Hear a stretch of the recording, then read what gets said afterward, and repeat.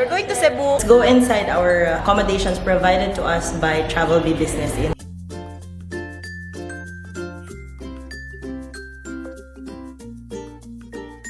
Good evening everybody. We're here at Sugbo Mercado. Gina-question nila yung cake ko guys kasi nakahiga.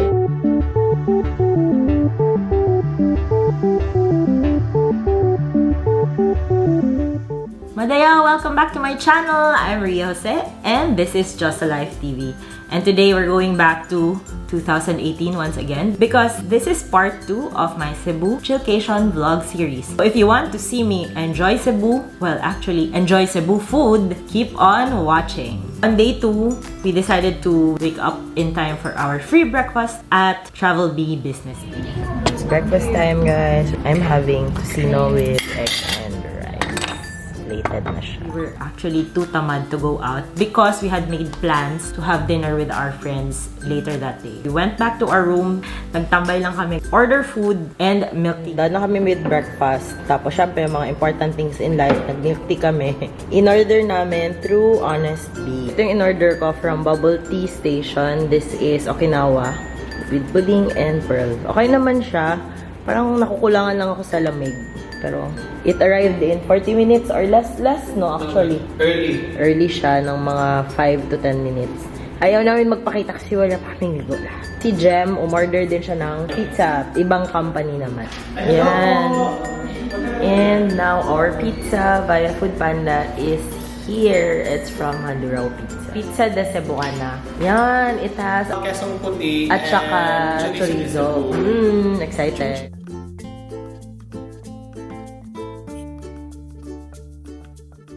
Really enjoyed the pizza. In the early evening, we had made plans with our Cebu blogger friends. We met up at one of my favorite destinations in Cebu, Sugbo Mercado. That's their night food market at the Cebu IT Park. Before you go there, you ask around, research, because it could get really overwhelming. There are lots of stalls there. Good evening everybody. We're here at Sugbo Mercado. I'm here with Roxanne.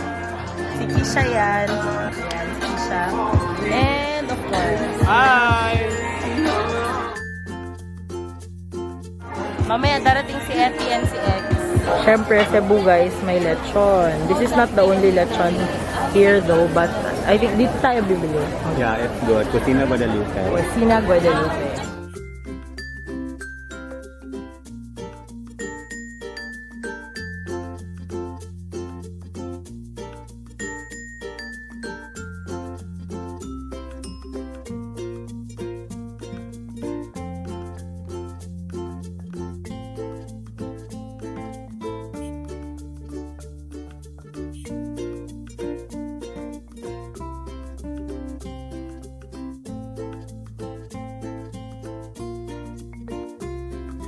This is what I ordered guys. 6 pieces na may octopus of course.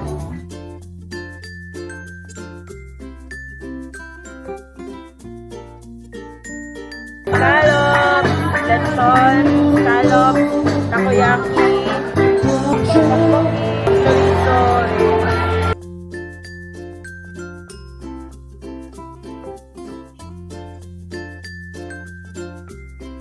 Ingay guys, pero kain na tayo.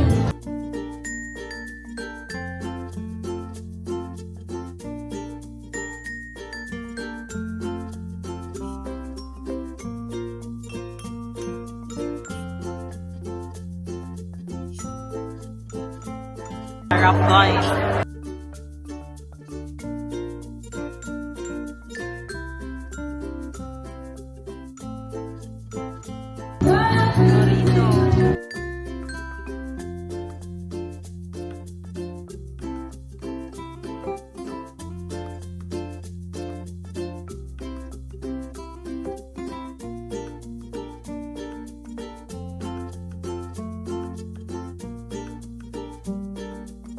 This is my order, mini lang na watermelon. Ice cream from Thank You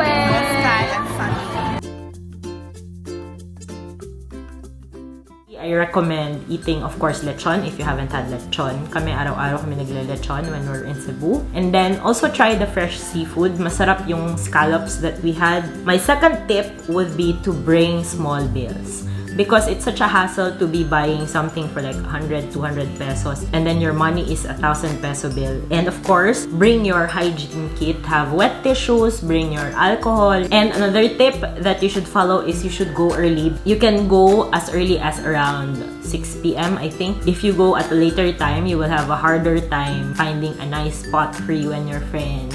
Some of the food may be out of stock na. And then of course, when you're traveling, it's nice to try new things, but make sure the seafood is always fresh. You could even ask where it came from. And if you're allergic to it, guys, better be safe than sorry. And then, of course, make sure you wear comfy, airy clothes. I'm wearing my Airism again. I did not record this on the same day. I wear this practically every day. So we had dessert, of course. We went to Ten Dove. It's still in the same area. Most of us were already really full. We just had tea, but I also really wanted to eat mocha cake. So I ordered mocha cake to be shared, and then I think it was Eti or Sinjin also ordered cakes to be shared or to be tried by everybody. Hi guys, so we're done now with Sugbo Mercado and we're now here at Ten Dove. Nag-tea lang ako, but I ordered a slice of cake for everybody to share. This is what I ordered, mocha cream.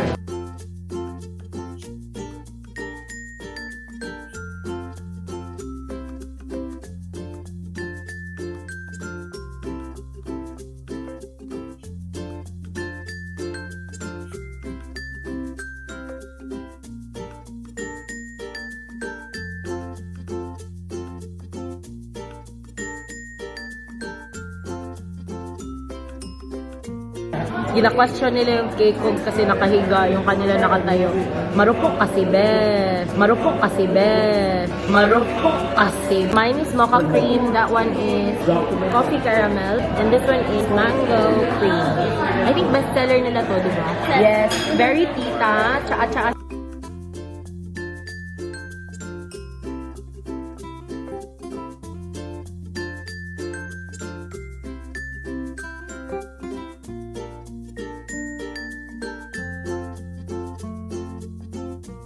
I'd recommend Ten Dove if you want a place that's Instagrammable, very cozy. It's a good, nice spot to meet up with friends. The reason why we met up with our Cebu blogger friends was because we wanted to party with them. We went to the complex. I think hindi na complex ang name niya ngayon.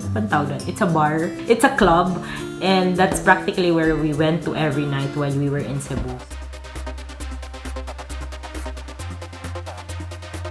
Sip Up Night here at Complex in Cebu. Guys, it's my jam, Eminem.